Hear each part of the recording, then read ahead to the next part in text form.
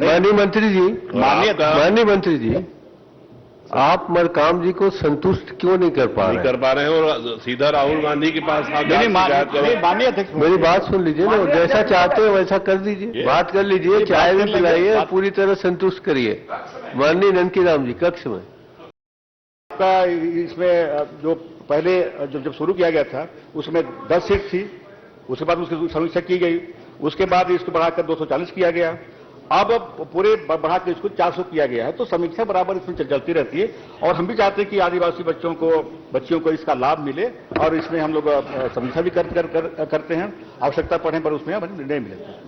माननीय अध्यक्ष महोदय, निःशुल्क नर्सिंग पाठ्यक्रम योजना के अंतर्गत अनुसूचित जाति व जनजाति के निर्धारित लक्ष्य अनुसार विद्यार्थियों को अधिक से अधिक लाभ मिले, इस हेतु योजना के संदर्भ में अनुसूचित जाति, अनुसूचित जनजाति तथा पिछड़े वर्ग कल्याण समिति समीक्षा आयोजित करेंगे क्या? क्योंकि आपके उत्तर में भी वही बात आ गई है, आपने मात्र 95 लोगों को मौका दिया, जबकि 400 लोगों से अधिक लोगों को, उसके लिए प्रावधान भी आपने राशि मांग में शासन से मांग की है, उसके बाद भी उन बच्चों को लाभ नहीं मिल रहा है, उन लोग भटक रहे हैं। मैं आपसे अध्यक्ष जी, आपके माध्यम से माननीय मंत्री जी से निवेदन करना चाहता हूं, इन वर्गों के बच्चों को लाभ मिले, क्योंकि ऑलरेडी सरकारी अस्पतालों में भी नर्सेस के पोस्ट खाली रहते हैं, तो उस वर्गों को अगर ट्रेनिंग लेंगे तो उसका लाभ उन बच्चों को नौकरियां भी मिलेगी। तो मैं आपके माध्यम से मैं निवेदन करूंगा कि माननीय मंत्री जी को निर्देशित करें कि उन बच्चों के तो लाभ मिले। माननीय मंत्री जी, आप मरकाम जी को संतुष्ट क्यों नहीं कर पा रहे हैं? और सीधा राहुल गांधी के पास माननीय अध्यक्ष, मेरी बात सुन लीजिए ना, जैसा चाहते हैं वैसा कर दीजिए। माननीय अध्यक्ष, सीधे राहुल गांधी जी का बताइए कि मैं विधानसभा में ऐसा आरोप नहीं लगा, अभी सब हटा दिए जाएंगे, आप बन जाओगे। सरकार को उदासीन कहा है प्रदेश कांग्रेस अध्यक्ष ने। नहीं, माननीय अध्यक्ष महोदय, 3 साल का उन्हें प्रश्न पूछा था, हो गया ना, अब कह दीजिए, वो जो कह रहे हैं उनको बुला के। माननीय अध्यक्ष महोदय, और बस्तर संभाग में 3 वर्षों में केवल 95 का उसमें किया गया है और पूरे मैं कह रहा हूं उनको कक्ष में बुला के संतुष्ट कर दीजिए। और पूरे राज्य में क्योंकि 400 बच्चों को हर साल है अध्यक्ष जी उसमें दिए जाने का, लेकिन अलग अलग संतुष्ट नहीं कर पा रहे हैं, बस्तर में नहीं है, हर बड़े भाई को संतुष्ट नहीं कर पा रहे हैं। तो बस्तर में इन योजनाओं का लाभ 95 लोगों को मिला है। स्थिति है। मरकाम जी इस सदन में भाषण दे दे के थक गए कि राम राज्य आ चुका है, राम राज्य आ चुका है, राम राज्य आ चुका है, और आप जब पूछ रहे हो तो पता चलता है राम राज्य तो नहीं है, कुछ और ही राज्य है। तो भैया तो आप ठीक से इनको संतुष्ट करिए, नहीं तो ये जाके राहुल गांधी से आपकी शिकायत करेंगे, नहीं करेंगे तो हम बोलेंगे कि आप करो, फिर आप समझ लें। सब इसकी समीक्षा कर लेंगे, बात भी कर लेंगे, बात कर लीजिए, चाय भी पिलाइए, पूरी तरह संतुष्ट करिए। माननीय ननकीराम जी, कक्ष में। माननीय अध्यक्ष महोदय, मैंने देवपुरी के खसरा नंबर 206 के संबंध में प्रश्न पूछा। ये आप रायपुर कहाँ पहुंच गए महाराज? तो क्या समझ रहे हैं? कोरबा जिले के आदमी रायपुर में क्या कर रहे हैं? ये तो ब्रिजमोहन ही काफी है इसके लिए। चलिए करिए। सबसे सीनियर हूँ। नहीं ना, आप तो है, जरूरी है, लोग आते हैं मेरे पास, जी काम करता हूँ जी।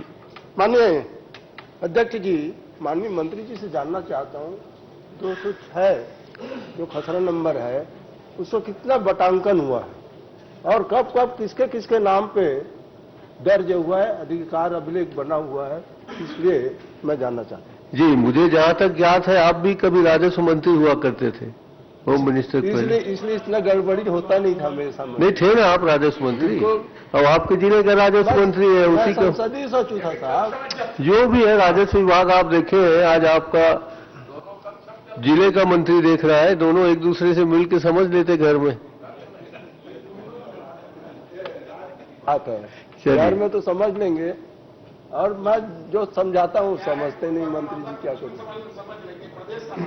चलिए, प्रदेश के मामले में आप संतुष्ट कर दीजिए। कल बहुत चर्चा हुई इस पर,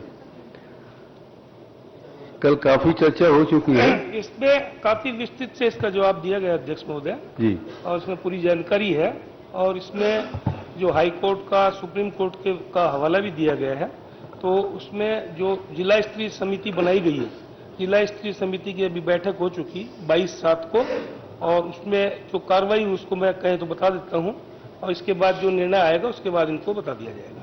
चलिए आप बताइए सर, संतुष्ट हो गए आप इतनी जल्दी? देखिए, मैं बतला रहा हूं, मेरे तो एक प्रश्न का जवाब नहीं आया कि कितना बटांकन हुआ है, किसके किसके नाम से ऋण पुस्तिका बना है उसी खतरा नंबर में, और क्यों बना। आखिर कहीं ना कहीं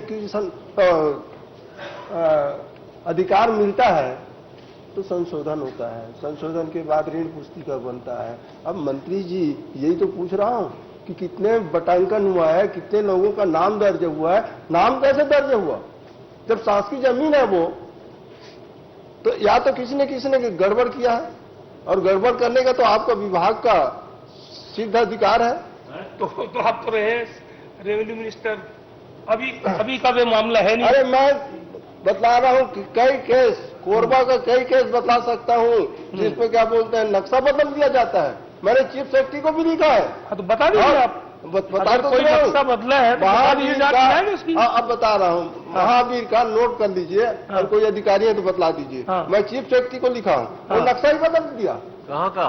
कोरबा का साहब, इनके जहाँ रहते हैं, जहाँ से चुनाव जीतते हैं। कोरबा में तो 4 विधानसभा क्षेत्र है, कौन से विधानसभा? कोरबा खास, कोरबा खास। ये पहले भी उसका प्रश्न लगा चुके हैं अध्यक्ष महोदय, और जब वो जमीन अलॉटमेंट हुआ है, इन्होंने अलॉट कराया है, उस टाइम ये भागीदार थे, बाद में इनका विवाद हो गया, अब उस चीज को बोल रहे हैं। चलिए आप मेरा इसको तो कह आ दीजिए, जाए, बाद में जानकारी दे दीजिए। नहीं, मेरा तो उत्तर आ जाए।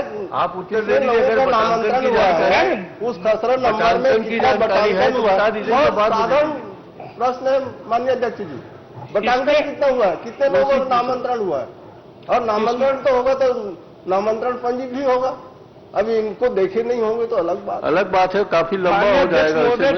जिस बहुत संक्षिप्त छोटा प्रश्न है साहब कि कितने लोगों का नामांतरण हुआ है उस खसरा नंबर, उस खसरा नंबर पर। ये अतिक्रमण से संबंधित प्रश्न है अध्यक्ष महोदय, और ये सरकारी जमीन घोषित हो चुकी है आपका। इसमें हाई कोर्ट का भी इसमें निर्णय है, और इसीलिए मैंने बताया कि जो जमीनें जहाँ जैसे कोई भी सार्वजनिक स्थल, आपका कोई धार्मिक स्थल जहाँ होते हैं, तो वहाँ के लिए जिला में कमेटी गठित की गई है। उस कमेटी की भी मीटिंग अभी 22 तारीख को हुई है, और उस मीटिंग में उसकी कार्रवाई विवरण बता सकता हूं मैं। जो भी उसका निर्णय आएगा इनको बता दिया जाएगा। मैं प्रश्न पूछ रहा हूँ, वो तो आ ही नहीं रहा था। बटांकन कितना हुआ, बटांकन के बाद में दूसरे का नाम चढ़ गया। नाम कैसे चढ़ा? कहीं ना कहीं कोई ना कोई गड़बड़ किया है। और अगर आपके पास में है तो बता दें। वही तो उनके पास अभी नहीं है, इसलिए बाद में बता देंगे। मैं आपको उपलब्ध करा, बता दीजिए ना कि बाद में बता दूंगा। मैं उपलब्ध करा दूंगा आपको, इसकी जानकारी उपलब्ध करा।